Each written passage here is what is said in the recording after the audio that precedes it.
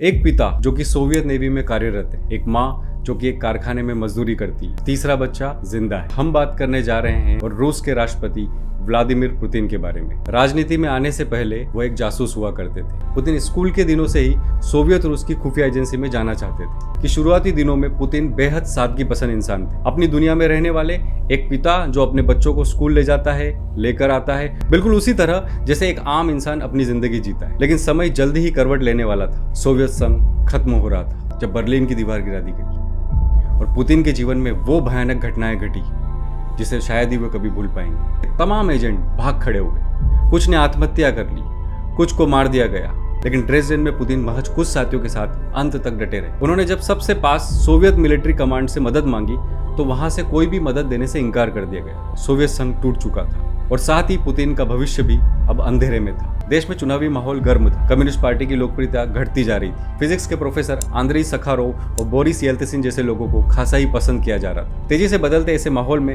Putin को नए रूस में अपनी भूमिका तलाशनी थी। उन्हें तय करना था क्या वे टैक्सी ड्राइवर बनकर गुजारा करेंगे या कुछ और करेंगे। पुतिन ने दो काम किए।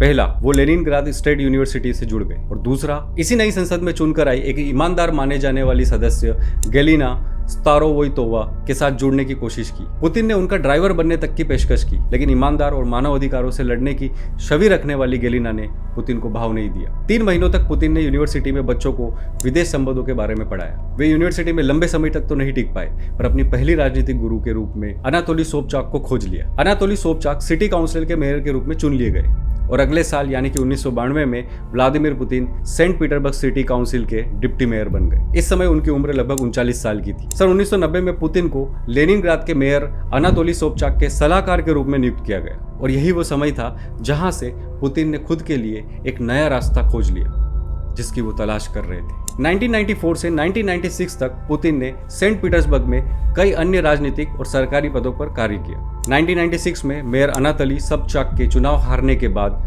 उन्हें मॉस्को बुला लिया गया, जहां पुतिन को राष्ट्रपति बोरिस येल्त्सिन के प्रशासन कार्यकाल में काम करने का मौका मिला। मार्च 1997 तक वो इस पद पे बने रहे। 26 मार्च 1997 को राष्ट्रपति बोरिस येल्त्सिन ने पुतिन को राष्ट्रपति प्रशासन का उप प्रमुख नियुक्त किया, जहां वह मई 1998 तक बने रहे। 9 अगस्त 1999 को बोरिस येल्त्सिन ने 3 उप प्रधानमंत्रियों को नियुक्त किया, जिसमें से एक नाम था व्लादिमीर पुतिन का, और बाद में उसी दिन राष्ट्रपति बोरिस येल्त्सिन ने उन्हें रूसी संघीय सरकार के कार्यवाहक प्रधानमंत्री के रूप में नियुक्त किया। एक टेलीविजन संबोधन में राष्ट्रपति येल्त्सिन ने पुतिन को अपने उत्तराधिकारी के रूप में प्रस्तुत किया। उसी दिन पुतिन ने राष्ट्रपति पद का चुनाव लड़ने के लिए अपनी सहमति जताई। 16 अगस्त को स्टेट ड्यूमा ने पुतिन के पक्ष में 233 वोट देकर, जो कि साधारण बहुमत 226 से अधिक थे, प्रधानमंत्री के रूप में उनकी नियुक्ति हो चुकी थी। इसी के साथ 18 महीनों के अंदर रूस के 5वें प्रधानमंत्री बने। शुरुआत में येल्त्सिन के समर्थन के रूप में उन्हें देखा जाता था और बोरिस येल्त्सिन के अन्य प्रधानमंत्रियों की तरह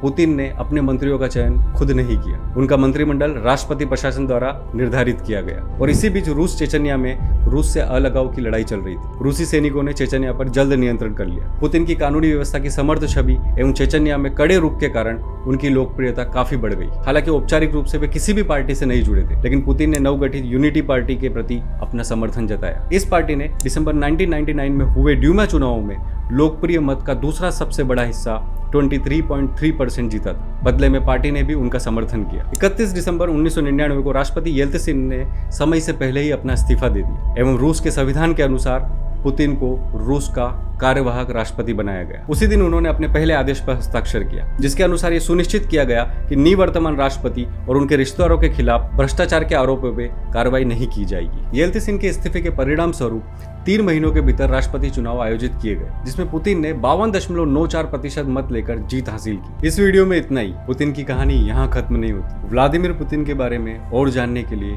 हमारे अगले वीडियो को देखना न भूलें। आप देख रहे थे एलिवेट इमर्ज। मेरा नाम है जयंत शेखावत। नमस्कार।